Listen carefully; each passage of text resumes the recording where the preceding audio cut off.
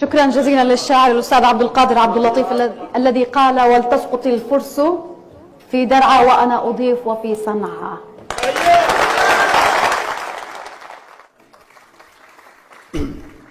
ما ضلت الشام بل ضل الذي يسعى إلى فناء البنا والنسل والمرعى.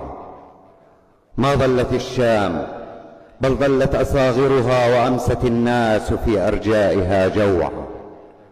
ما ضلت الشام بل ضل الذي يسعى إلى فناء البنا والنسل والمرعى. ما ضلت الشام بل ضلت أصاغرها وأمست الناس في أرجائها جوعا.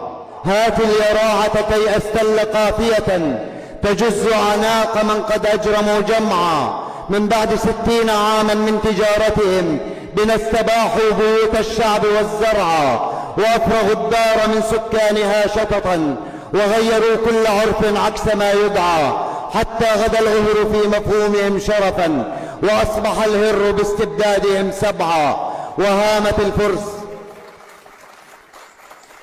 حتى غدا العهر في مفهومهم شرفا، وأصبح الهر باستبدادهم سبعا. وهامت الفرس تردي كل مئذنة تكبر الله أو تحمي لنا الشرع.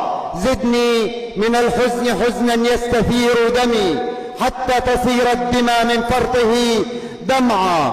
زدني من الشوق شوقا لا حدود له، فكل أهل النوى قد أصبحوا صرعا. من ذا يؤازر ملهوفا على عجل قد ضاق بالشام مما طاله ذرعا. وحار في أمره كيف السبيل إلى طوق النجاة ومن يلقي له السمع.